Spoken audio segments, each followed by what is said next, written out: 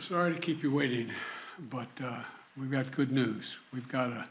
Just spoke with Speaker McCarthy, and we've reached a bipartisan budget agreement that we're ready to move to the full Congress.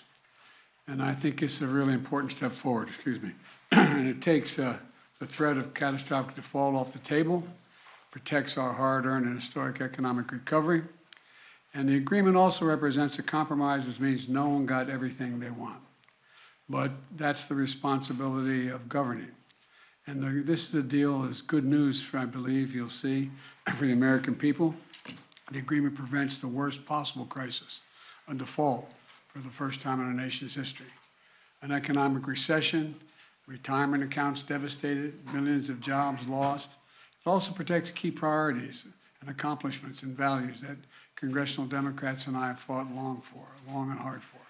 Investing in America's agenda that's creating good jobs in communities throughout the country. It protects Social Security, Medicare, and veterans, and so much more.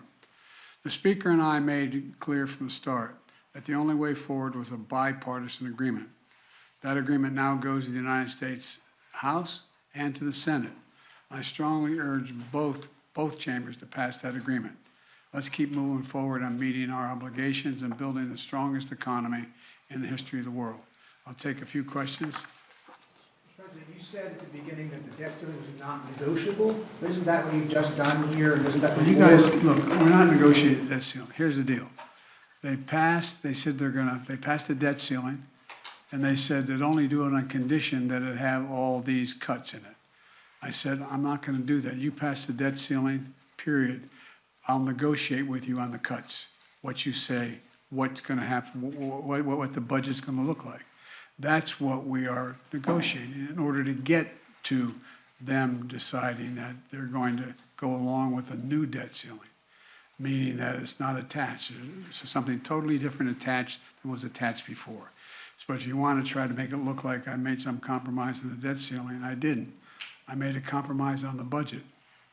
That's what they wanted, is you to make a compromise on the budget, and that's what you've done, even though you haven't gone as far as they wanted. Isn't that right? Sure, yeah. Well, can you think of an alternative? Mr. President, what do you say to members of your own party who say you've made too many concessions in this deal? They'll find I didn't. Mr. President, on your allies and adversaries to America, would you be willing to say about what you think this process said to those adversaries and allies? You have a deal now, but what does the process say? What does the struggle say to them? Well, it says we've been through this more than once, and it's just the nature of the way we handle the deficit and handle whether we're going to, each year, going to pay our debts. And it's happened more than once.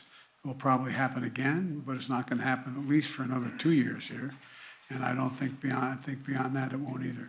Mr. President, do you think it's time for the U.S. to get rid of the debt limit? That this is, for the reasons you just laid out?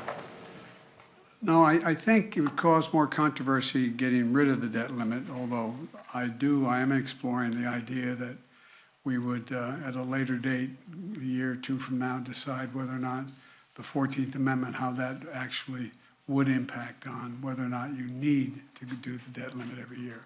But that's another day. Thank you. Mr. President, do you believe Speaker McCarthy has the vote, and did he negotiate in good faith? I think he negotiated with me in good faith. He kept his word. He said what he would do. He did what he said he'd do. And I have no idea whether he had the votes. I expect he does. But I don't think he would have made the agreement. Mr. President, do you have a comment on the elections in Turkey? Have you spoken with President Erdogan? I have not spoken with him yet. Do you have a comment? Some of your Democratic colleagues are saying that this policy will lead some people to go hungry. What is your response to that? It's a ridiculous assertion. Do you wish you had started these negotiations sooner? No, it wouldn't have made any difference. Mr. President, is financial aid for Ukraine secured in your new budget?